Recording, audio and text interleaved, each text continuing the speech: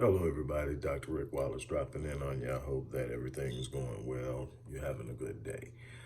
As I told you when we live streamed last night about the case concerning the murder of Ahmaud Arbery, I will be dropping in with periodic updates.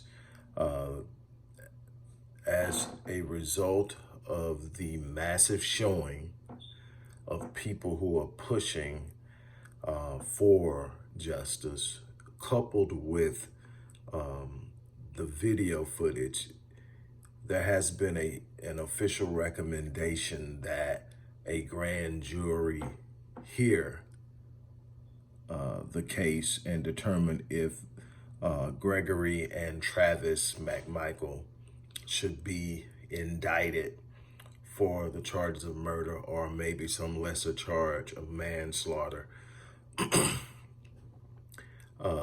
Personally, I'm not encouraged by the push for a grand jury to hear it because, first of all, you have to understand the district attorney has within their rights the ability to bring charges without an indictment. The one way that district attorneys avoid the pressure of not bringing charges when it may not be politically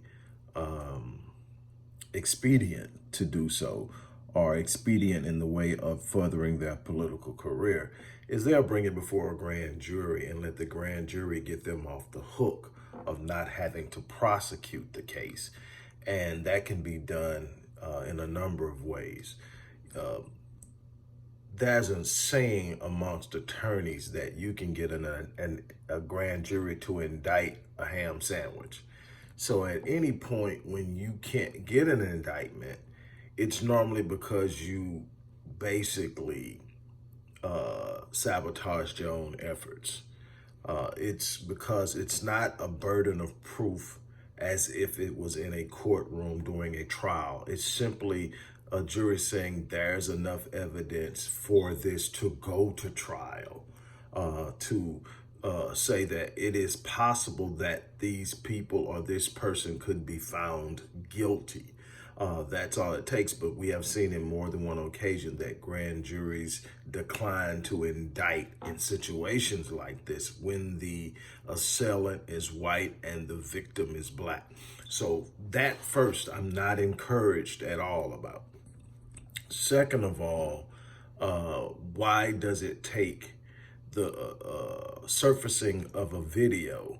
And I want you to really take some time to really truly let this sink in, that the amount of arrogance and entitlement and a fictitious sense of justification it takes for a person to follow his friends as they chase down an unarmed individual and corner them and murder them, and then keep the footage and obviously share the footage, because I'm pretty sure he's not the one that leaked it, and share the footage with someone until someone gets it and decides, hey man, people need to see this, and they put it out there. The amount of arrogance and entitlement of feeling, that you pretty much have a right to do anything you want to blacks, and it's justified. You can just simply say he fit the description of a suspect, and he's jogging down the street. He could not have possibly broken into a car because he's not carrying anything. And he's jogging down the street, not running, he's jogging down the street. He's simply trying to do what he has done many days before that, and he is cornered and killed. We have to really and truly be aware of the depth of what's going on here. I just wanted to let you guys know that right now we are at a point where there has been an official recommendation by a separate appointed district attorney that it be brought before a grand jury, and that could happen within the next week and a half. I want to keep you guys posted. In the meantime, We need to become more vigilant. We need to become more proactive. We need to become more focused and fixed on the things we need to do in the community. On that note, I'm going to ask you to support the work we're doing.